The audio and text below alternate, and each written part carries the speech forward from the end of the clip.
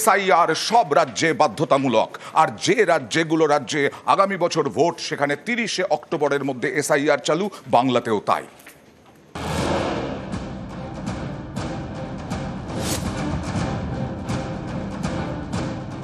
Special intensive revision, voter তালিকার বিশেষ নিবিড় সংশোধন বিহারে চালু হয়েছে আগেই, এবার সব রাজ্যে এসআইআর বাধ্যতামূলক। বুধবার দিল্লিতে সব রাজ্যের সিইওদের সঙ্গে বৈঠক করে নির্বাচন কমিশন।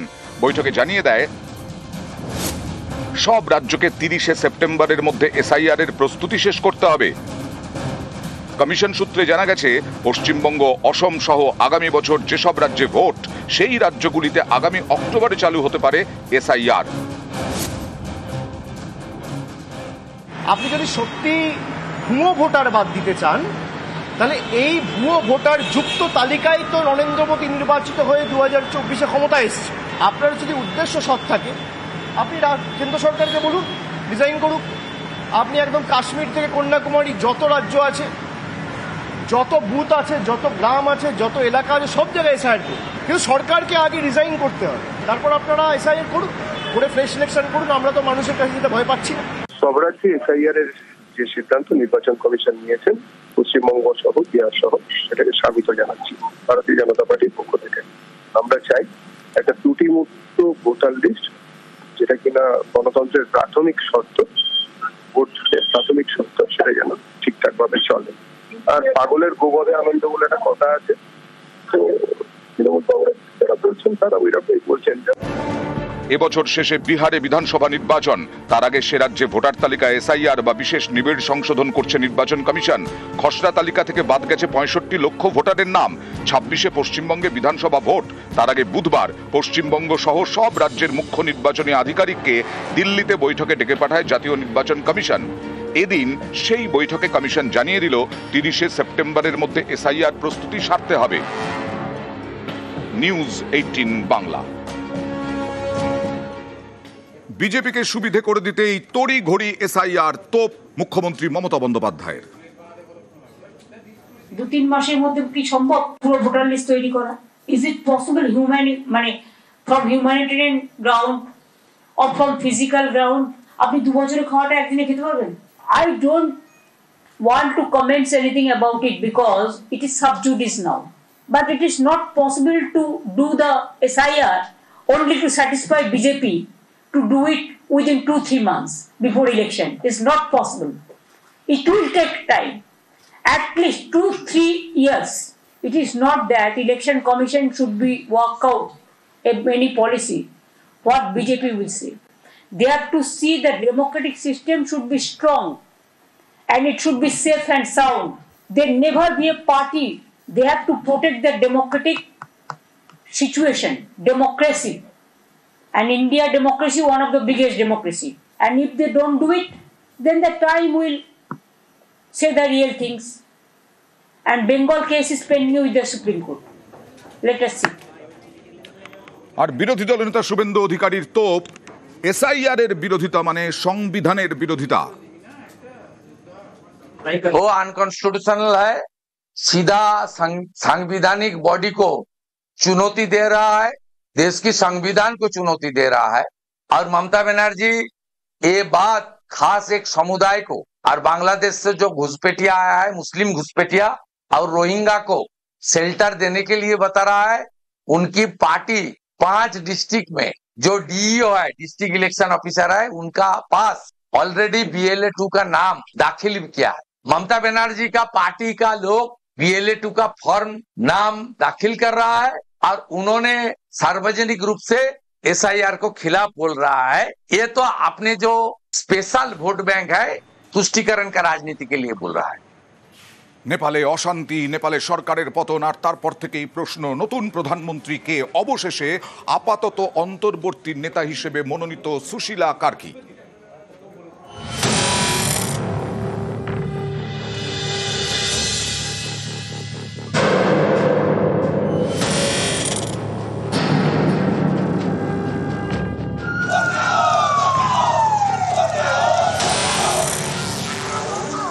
গণবিপ্লবের আগুন, চেয়ার ছাড়তে হয়েছে প্রধানমন্ত্রী KP শর্মা ওলিকে।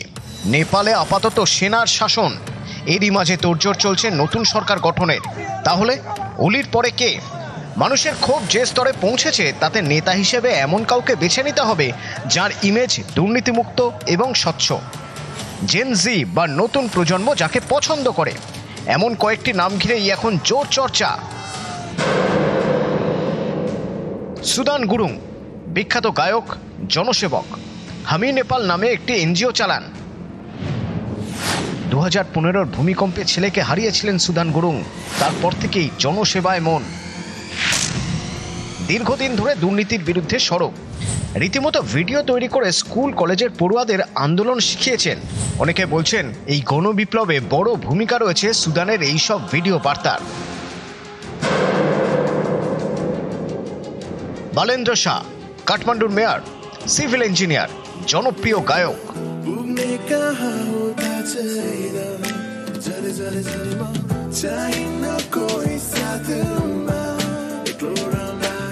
স্কুল জীবন থেকেই গানে গানে কম বয়সীদের মধ্যে বিপুল জনপ্রিয়তা। গানের ভাষাতেই প্রথম প্রতিবাদ শুরু করেন বালেন্দ্র। দুর্নীতির বিরুদ্ধে সুর চড়ান। নিজের শহরের বেহাল অবস্থা নিয়েও মুখ খোলেন। গানের দুনিয়া থেকে হঠাৎই ভোটের ময়দানে র্যাপার বালেন। নির্দল হিসেবে ভোটে জিতে রাজধানী কাঠমান্ডুর মেয়র হন তিনি। জেনজির চোখে হিরো। নেপালের রাজনীতিতে উঠতি নক্ষত্র। নেপালের অন্তর্বর্তী প্রধানমন্ত্রী হিসেবে তার নাম ঘিরে জোর চর্চা। বালেন্দ্র জাতীয়তাবাদী। তিনি মনে করেন নেপালের বিষয়ে সিদ্ধান্ত নেপালই নেবে, ভারত বা চীন নয়। অনেকে আবার বালেন্দ্রকে ভারত বিদ্বেষী বলেও মনে করেন। তিনি গ্রেটার নেপাল গঠনের পক্ষে।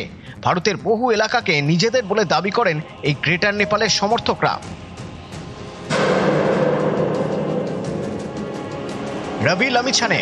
ওলি বিদায়ের দিনে রবি লামিছানেকে জেল থেকে বের করে আনেন আন্দোলনকারীরা। রবি একসময় সাংবাদিকতা করতেন। 2022 সালে রাজনীতিতে আসেন। তৈরি করেন রাষ্ট্রীয় স্বতন্ত্র পার্টি। কিছু সময়ের জন্য নেপালের উপপ্রধানমন্ত্রী হন। 2 দফায় দেশের স্বরাষ্ট্রমন্ত্রীও হন। অনেকে বলেন তার জনপ্রিয়তার কারণেই তাকে মিথ্যে দুর্নীতির মামলায় জড়িয়ে জেলে ঢুকিয়ে দিয়েছিল ওলি সরকার। দুর্নীতিমুক্ত ইমেজের জন্য রবি লামিছানেও জেনজির অত্যন্ত প্রিয়।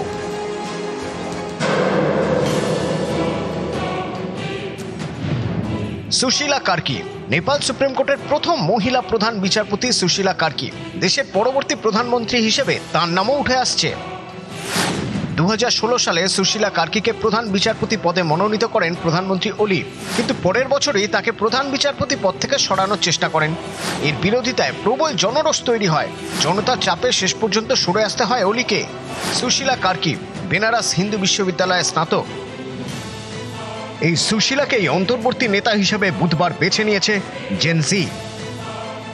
নিউজ 18 বাংলা। পাহাড় প্রমাণ দুর্নীতি, বেকারত্ব, অভাব, খাবার অনটন, এই সমস্ত ছিল পুঞ্জীভূত ক্ষোভ। আর তাতে দুর্ঘটনার ফুলকি থেকেই আগুন। একটি দুর্ঘটনার ভিডিও ভাইরাল হয়েছে। 6ই সেপ্টেম্বর এই দুর্ঘটনা হয়। এই যে এক জেনজিকে গাড়ি ধাক্কা দেয়, কোশি প্রদেশের এক মন্ত্রীর গাড়ি ধাক্কা দেয়, একেবারে রাস্তায় পড়ে যায় ওই জেনজি। কিন্তু মন্ত্রী গাড়ি থেকে নামেননি। মন্ত্রী গাড়ি থেকে নামলেনই না, দেখলেনই না। আর এইটাই টিকটকের মাধ্যমে ছড়িয়ে যায় জেনজিদের কাছে। তারপরে এই দুর্ঘটনার ফুলকি থেকে একেবারে নেপাল জুড়ে ভয়াবহ আগুন।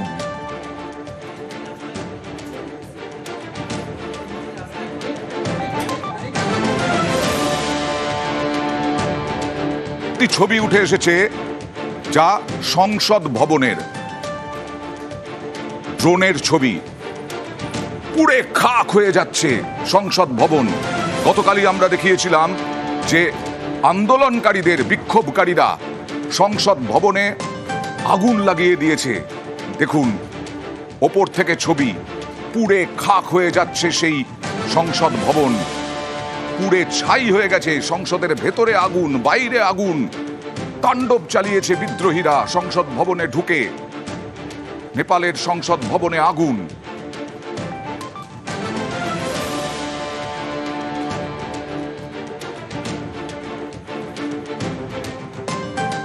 সংসদ ভবনে আগুন, প্রধানমন্ত্রীর বাড়িতে আগুন, প্রধানমন্ত্রীর বাড়ি তছনছ, ভাঙচুর, রাষ্ট্রপতির বাড়িতে আগুন। ভয়াবহ আন্দোলন, সেই বিক্ষোভে পুড়ে ছাই বিভিন্ন প্রশাসনিক ভবন। নেপালের সংসদ ভবনের ছবি দেখছেন।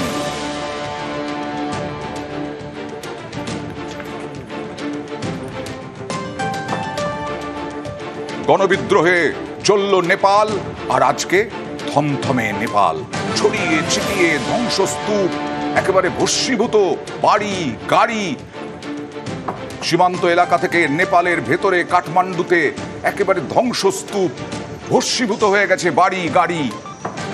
কালকে বিক্ষোভকারীরা দলে দলে বিভিন্ন ভবনের দখল নিয়ে নিয়েছিল, তারপর সেখানে ভাঙচুর, দুর্নীতির পাহাড় প্রমাণ অভিযোগ, তার সঙ্গে সঙ্গে সোশ্যাল মিডিয়া বন্ধ করে দেওয়া, সেখান থেকেও কাজ হারানো, আর তার সেই পুঞ্জীভূত ক্ষোভ একেবারে ভয়াবহ আগুনে পরিণত হলো। আজও থমথমে, আজও নেপালে সেনার নিয়ন্ত্রণে ছিল নেপাল। তারপরে বিকেলের দিকে মনোনীত হন সুশীলা কার্কি অন্তর্বর্তী নেতা হিসেবে। এখন সেনার নজরদারিতেই নেপাল।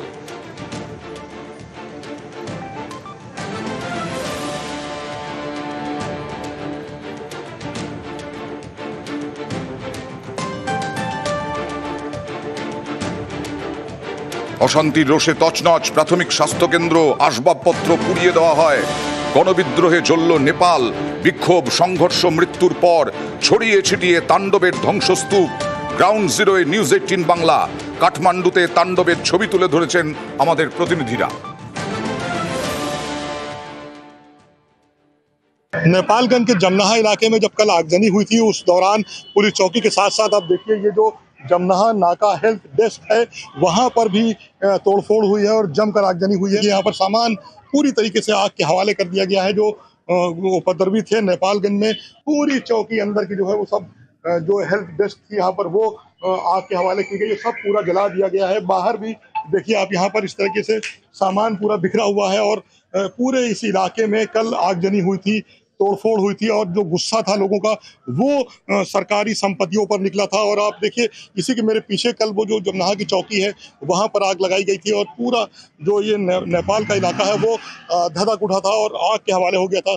सुरक्षा कर्मी यहाँ से कल अपनी जान बचाकर भाग गए थे, लेकिन इस वक्त उनकी मौजूदगी है यहाँ पर बॉर्डर के इलाके में। जो नेपाल की फोर्स है वो यहाँ पर लगा दी गई है और लगातार देखिए ये पुलिसकर्मी हैं नेपाल के जो वो यहाँ पर मौजूद हैं अब और अपनी ड्यूटी को अंजाम दे रहे हैं। तमाम जो यहाँ पर बॉर्डर पर पुलिस के जवान हैं वो मौजूद हैं नेपाल के। और अब हालात यहाँ पर सामान है। देखिए यहाँ पर कल आगजनी हुई थी, ये वही पूरा इलाका है वो, इसी जगह पर कल जो है वो हंगामा हुआ था, बवाल हुआ था और तमाम जो आग के हवाले संसाधन कर दिए गए थे। नेपाल के कई इलाकों में आग लगाई गई थी। अब जो है यहाँ पर दोनों तरफ सुरक्षा बढ़ाई गई है और यहाँ पर जो पुलिस के जवान हैं वो मौजूद हैं यहाँ पर। Tahir Hussain, news 18 India, Nepalgunj. इस वक्त हम मौजूद हैं नेपाल के जसपुर इलाके में और मैं आपको तस्वीरें यहाँ पर दिखा रहा हूँ। आप देख पा रहे हैं कि किस तरीके से जो कस्टम ऑफिस है, यानी नेपाल गवर्नमेंट का जो कस्टम ऑफिस है, वहाँ पर आगजनी की गई थी बीते कल देर शाम को। और उसके बाद ये तस्वीरें जरा आप देखें यहाँ पर, ये मैं तस्वीरें आपको यहाँ पर दिखा रहा हूँ। नेपालगंज कस्टम ऑफिस है ये, देखिए जरा तस्वीरें, नेपालगंज कस्टम ऑफिस है। यहाँ पर साफ साफ ये लिखा हुआ है नेपालगंज कस्टम ऑफिस है। इस दफ्तर के बाहर, दफ्तर के अंदर की तस्वीरें यहाँ पर देखिए आप, दफ्तर के अंदर की तस्वीरें, वहाँ दफ्तर के अंदर आगजनी की गई है और अभी कुछ सरकारी कर्मचारी अंदर मौजूद हैं। लेकिन यहाँ पर मैं और भी आगे की आपको तस्वीरें यहाँ पर जरा दिखाता हूँ। मैं अपने वीडियो जर्नलिस्ट से कहूंगा कि जरा आगे की तरफ आए और यहाँ पर आप देख पा रहे हैं ये जो फ्रंट ऑफिस है, इस फ्रंट ऑफिस में तोड़फोड़ किया गया था, आगजनी किया गया था प्रदर्शनकारियों के द्वारा। और मैं आपको तस्वीरें अगर आपको यहाँ पर दिखाऊं तो ये देखिए अंदर जो है, यहाँ पर देखिए सशस्त्र बल जो नेपाल के हैं वो अंदर यहाँ पर मौजूद है। देख पा रहे हैं आप तस्वीरों में, सशस्त्र बल अंदर मौजूद है। आज अभी भी धुआं निकल रहा है यहाँ पर, हालांकि यहाँ पर इसको आग को बुझाया गया, लेकिन पूरी रात जिस तरीके से आगजनी हुई है अभी भी हर तरफ आप धुआं देख सकते हैं और कहीं कहीं आग अभी भी जल रही है। यहाँ पर किस तरीके से इस पूरे दफ्तर को आग के हवाले कर दिया गया था। ये नेपालगंज का कस्टम ऑफिस है और इस कस्टम ऑफिस को आग के हवाले किया गया यहाँ पर प्रदर्शनकारियों के द्वारा। तो इस নেপালে সক্রিয় পাকচর সংস্থা আইএসআই এরই সুযোগ নেওয়ার চেষ্টা করে আইএসআই, এমনটাই আশঙ্কা কেন্দ্রীয় গোয়েন্দা সংস্থার। গতকাল বিদ্রোহীদের হাতে ছিল ভারতীয় পতাকা, আইএসআইয়ের কলকাঠিতেই ভারতের পতাকা ব্যবহার। নেপালে টার্গেট করা হতে পারে ভারতীয়দের রাজতন্ত্রের সমর্থক বলে, দাগিয়ে দেওয়া হতে পারে ভারতীয়দের, এই সন্দেহ ভারতীয় গোয়েন্দাদের। গণ অভ্যুত্থানে ভারতের মদতে প্রচার বলে প্রচার, নেপালে আইএসআই ষড়যন্ত্রের আশঙ্কা। আমরা জানি যে আইএসআই এর নেটওয়ার্ক আছে নেপালে, ওরা সক্রিয়। এই মাঝে মধ্যেই নেপালের থ্রু দিয়ে পাকিস্তানি টেররিস্টরা ঢুকেছে, এই খবর গত 15-20 বছর 25 বছর ধরে আমাদের কাছে আছে। আমার পার্সোনাল ওপিনিয়ন যে এই ধরনের অ্যাজিটেশন বা যা হচ্ছে নেপালে, এটার জন্য বেশ ভালো অ্যামাউন্ট অফ টাকা দরকার। আর আমার বিশ্বাস পাকিস্তান এই মুহূর্তে একটা ব্যাংক্রাপ্ট কান্ট্রি, আইএসআই এর কাছে তো আলাদা করে কোনো টাকা জেনারেট করার সোর্স নেই, তাহলে আইএসআই কে ফান্ড করছে? ইতিহাস যদি আমরা পিছনে ঘেঁটে দেখি, আফগানিস্তানের আনরেস্ট, তালিবানের ক্রিয়েশন, সবকিছু আইএসআই করেছিল, কিন্তু ফান্ড কোথা থেকে এসেছিল? ফান্ড সিআই এর কাছ থেকে এসেছিল। প্রতিবেশীর ঘরে আগুন, তপ্ত নেপাল, আর তার আঁচ নেপাল বাংলা সীমান্তে।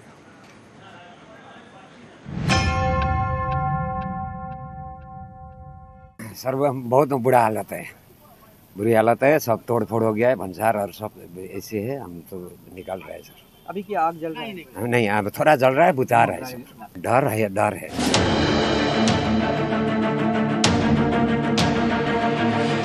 রাস্তায় পড়ে আধপোড়া গাড়ি, অশান্তির ক্ষত দগদগে। पुलिस कुछ नहीं है इधर, सब अपना रूम में बैठा है, पुलिस लोग अपना भवन में है, बाहर नहीं है। सेना लोग ने अपना देश संभाला है अभी। বুধবারও শিলিগুড়ির পানি ট্যাঙ্কি সীমান্ত থেকে নেপালে কালো ধোঁয়া দেখা গিয়েছে। সেখানে একটি সরকারি অফিসে আগুন লাগিয়ে দেন বিক্ষোভকারীরা। বিভিন্ন সরকারি অফিসের ধ্বংসাবশেষ তা কিন্তু পরিষ্কার পরিচ্ছন্নতে লেগেছে স্বয়ং আন্দোলনকারীরাও। কার্যত শান্তির পথে ফিরবে নেপাল মনে করছেন এখানকার বাসিন্দারা। দার্জিলিং এই জেলা রয়েছে ভারত নেপালের 101 কিলোমিটার সীমান্ত। সীমান্তে শিলিগুড়ির পানি ট্যাঙ্কি, এপারে পানি ট্যাঙ্কি, ওপারে নেপালের ঝাপা জেলার কাঁকরভিটা। ভারত থেকে ওপারে নেপালের দূরত্ব মেরে কেটে 300 মিটার। মাঝে মেচি নদীর সেতু। সোম মঙ্গলে আগুন জ্বলেছে, বুধবার তুলনায় অশান্তি কম। এদিন দুদেশের পর্যটকদের দেশে ফেরানো হয়, তাদের চোখে মুখে আতঙ্ক। এই দুদিন পরিস্থিতি খুব খারাপ ছিল, আমরা হোটেলে ছিলাম। এখন আপাতত পরিস্থিতি শান্ত। তারা সাধারণ মানুষের উপর কোনো আক্রমণ করছে না, ওরা করছে সরকারের মানুষের, সরকারের বিল্ডিং ভাঙছে সরকারের উপরে, সব আক্রমণই সরকারের মানুষের উপরে, সাধারণ মানুষের উপর কোনো আক্রমণ নেই। আমরা কিছু ভয় ছিল যে কোনো সময় আমাদের উপরে অ্যাটাক করতে পারে। उनसे फोन पे बात हो रही है और हम लोग इस उम्मीद में हैं कि उस तरफ थोड़ा परिस्थिति ठीक होगी, तो किसी तरह से अगर वो लोग आएंगे आसपास में तो बातचीत ही हो रही है। अभी इसके लिए कोई मैंने हल समाधान अभी कंक्रीट नहीं है। कुछ फैमिलीज है, टोटल नंबर नहीं बता सकते, but it is around 30 odd people and it may be more. SSB अभी जो डीआईजी थे उनसे बात हो रही थी, तो वो सब इधर अलर्ट हैं। 8 সেপ্টেম্বর অর্থাৎ গত সোমবার থেকে আন্দোলন বিক্ষোভে তপ্ত নেপাল। এর জেরে নিরাপত্তা জোরদার করা হয়েছে ভারত নেপালের পানি ট্যাঙ্কি সীমান্তে। এই বর্ডার দিয়ে পণ্য পরিবহন আপাতত বন্ধ। পানি ট্যাঙ্কি থেকে মেচি নদীর এই ব্রিজ দিয়ে আমদানি রপ্তানি হয়, আপাতত সব বন্ধ। আমাদের যারা স্টাফ ছিল তারা ওখান থেকে রিপোর্ট করছে যে বর্ডারের আশেপাশে যাওয়া যাচ্ছে না। আর আমাদের যত গাড়ি আছে, ট্রেলার যত গেছে বা কন্টেনার গেছে বা লরি গেছে, সমস্ত আটকে আছে বর্ডারে, এবং একটা হিউজ বিশৃঙ্খলা তৈরি হয়েছে ওখানে। ব্যবসা হিউজ লস। ভারতের প্রতিবেশী দেশ নেপাল, সেখানে এখন বিদ্রোহের আগুন। প্রধানমন্ত্রী ওলি পদত্যাগ করতে বাধ্য হয়েছেন। এই পরিস্থিতিতে অনেকেই আতঙ্কে ভারতে ঢুকে পড়তে পারেন। এ নিয়ে শিলিগুড়ির পানি ট্যাঙ্কিতে এখন কড়া সতর্কতা। নেপালের কাকরভিটা থেকে বিশ্বজিৎ মিশ্র, নিউজ 18 বাংলা। আজকে এই পানি ট্যাঙ্কিতে তড়ি ঘড়ি চলে গেলেন সিভি আনন্দ বোস। রাজ্যপাল পানি ট্যাঙ্কিতে সীমান্তে অগ্নিগর্ভ প্রতিবেশী দেশ নেপাল, তড়ি ঘড়ি শিলিগুড়ি সফরে রাজ্যপাল সিভি আনন্দ বোস আজকে পানি ট্যাঙ্কি সীমান্ত ঘুরে দেখলেন।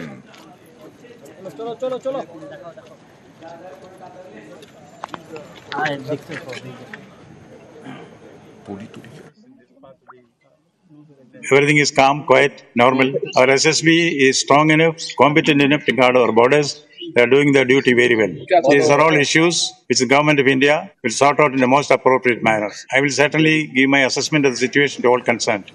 পানিট্যাঙ্কি সীমান্তে গেলেন উত্তরবঙ্গ উন্নয়ন মন্ত্রী উদয়ন গুহ। অশান্ত নেপাল, পানিট্যাঙ্কি সীমান্ত পরিস্থিতি পরিদর্শনে উত্তরবঙ্গ উন্নয়ন মন্ত্রী। এছাড়াও শিলিগুড়ির মেয়র গৌতম দেবও ছিলেন এবং জেলা পরিষদের সভাধিপতি অরুণ ঘোষ। এখানে যে ব্যবসাপত্র, দোকানপাট যা কিছু চলে, বেশিরভাগই ওপাশের মানুষের, তারা আসেন, তাদের বেচাকেনা করেন। স্বাভাবিকভাবে ওপাশ থেকে লোক না আসলে এপাশের ব্যবসায়ীরাও তার জন্য সাফার করছে। এবং আমরা দেখতে পেলাম যে প্রচুর লরি দাঁড়িয়ে আছে রাস্তায়, সার ওপারেও দাঁড়িয়ে আছে। স্বাভাবিকভাবে পরিস্থিতি স্বাভাবিক হওয়ার জন্য আমরা অপেক্ষা করে আছি। বহু মানুষ নেপালে গেছেন কাজ করতে, কোনো না কোনো কাজ। ঘাটালের বহু পরিবার এখন চিন্তায়।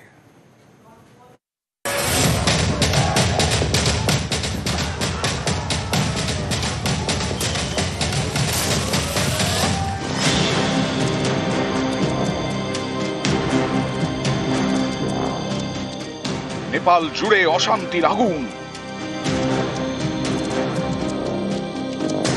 আর এটা কাঠমান্ডু ভবন, এখানে শান্তি। এই কাঠমান্ডু ভবন নেপালে নয়, ঘাটালে। পশ্চিম মেদিনীপুরের ঘাটালের কুশপাতা। এখানকার বাসিন্দা নরেন্দ্র মাইতি প্রায় 20 বছর ধরে কাঠমান্ডুতে সোনার দোকান চালিয়েছেন। এই কারণেই তার বাড়ির নাম কাঠমান্ডু ভবন। 2019-এ করোনার সময় নেপালের দোকান গুটিয়ে ঘাটালে ফেরেন নরেন্দ্র মাইতি। সেই নেপাল এখন বিদ্রোহের আঁচে গরম, আর ঘাটালের কাঠমান্ডু ভবন চুপচাপ।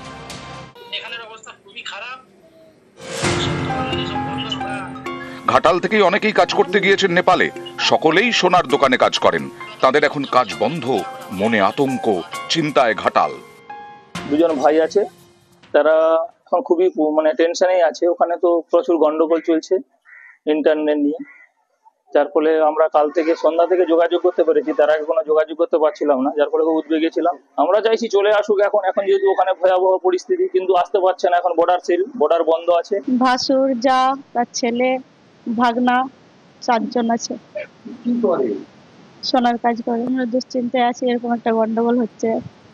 সবাই, বাড়ির লোক সবাই খুব টেনশনে আছে। পশ্চিম মেদিনীপুরের খড়গপুর, এখানকার বাসিন্দা বিনীতা মান্না নেপালে ডাক্তারি পড়ছেন, 2nd ইয়ারের স্টুডেন্ট। অশান্তির পর থেকে আতঙ্কে বিনীতা দ্রুত বাড়ি ফিরতে চান। হ্যাঁ, ভয় তো খুব হচ্ছে।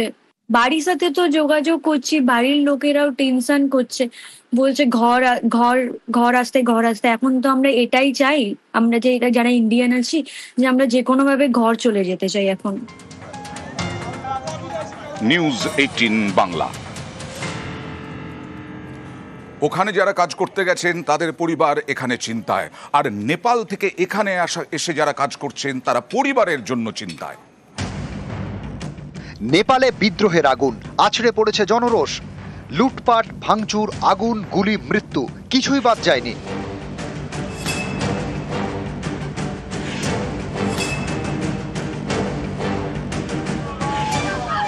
ভারতে থাকা নেপালের নাগরিকরা এখন উদ্বেগে দিন কাটাচ্ছেন। যেমন দিবেশ মারাসেনি বীরভূমের সিউড়িতে থাকেন, নার্সিংহোমের ডাক্তার, বাড়ি নেপালের গুলমিতে। সেখানে তার মা বাবা থাকেন। তাঁদের নিয়ে উদ্বেগে দিবেশ। সোমবার থেকে ফোনে কথা বলতে পারেননি, তাতে চিন্তা আরো বাড়ে। শেষমেশ বুধবার মা বাবার সঙ্গে ফোনে কথা বলেন দিবেশ।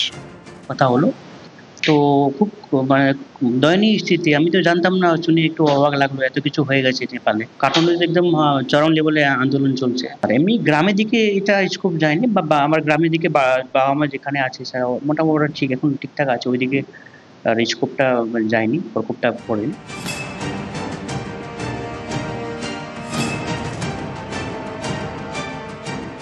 বীরভূমেরই বোলপুর, এখানে বাড়ি ভাড়া নিয়ে থাকেন নেপালের প্রায় 25 জন নাগরিক। নাইট গার্ডের কাজ করেন। সকলেই তাদের পরিবার নিয়ে চিন্তায়। আমরা এখানে অনেক চিন্তায় আছি। আমরা পরিবার ঘরে অনেক দিন দিয়ে কথা বলতে পারি নাই। 4 তারিখ থেকে কথা বলতে পারি নাই।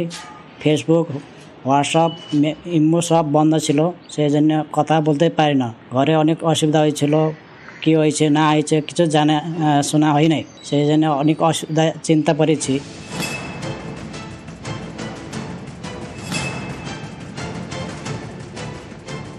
কলকাতার মিন্টো পার্কে থাকেন গুঞ্জা শ্রেষ্ঠা, বেসরকারি স্কুলে পড়ান, পরিবার থাকে নেপালে। পরিবারের সদস্যদের সঙ্গে কথা বললেও চিন্তা কাটছে না।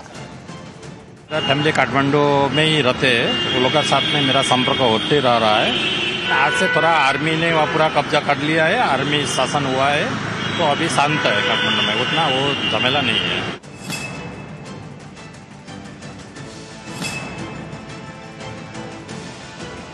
নেপাল থেকে বাংলায় পেটের জন্য কেউ মোমো বিক্রি করেন, কেউ করেন চাকরি।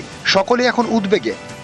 थोड़ा थोड़ा तो टेंशन होगा ही, क्योंकि मैसेंजर पे बात हुआ कुछ दिन, अभी वहाँ उतना समस्या नहीं है, लेकिन मेन है काठमांडू और मेरा बॉर्डर साइड है, जो जनकपुर साइड का मेरा घर है, वहाँ पे उतना टेंशन नहीं है। तो वहाँ भी कुछ मैंने नगर पालिका कुछ तोड़फोड़ किया है सुना है हमने वहाँ भी, लेकिन कुछ नुकसान नहीं हुआ उसमें। আমার বোন থাকে কাঠমান্ডুতে, 2-3 দিন হয়ে গেল কন্টিনিউ ফোন, ওর টোটাল নেট ফেট সব অফ আছে, তাই জন্য ওনার সঙ্গে কোনো কন্ট্যাক্ট নেই। লাস্ট কথা হয়েছে 7-8 দিন আগে। খুবই খারাপ, ওইখানকার পরিস্থিতি খুবই খারাপ, মেনলি কাঠমান্ডু বহুতই খারাপ আছে। তো ওনার সাথে আমাদের কোনো কন্ট্যাক্টই হচ্ছে না, এখন অনেক চিন্তা হচ্ছে।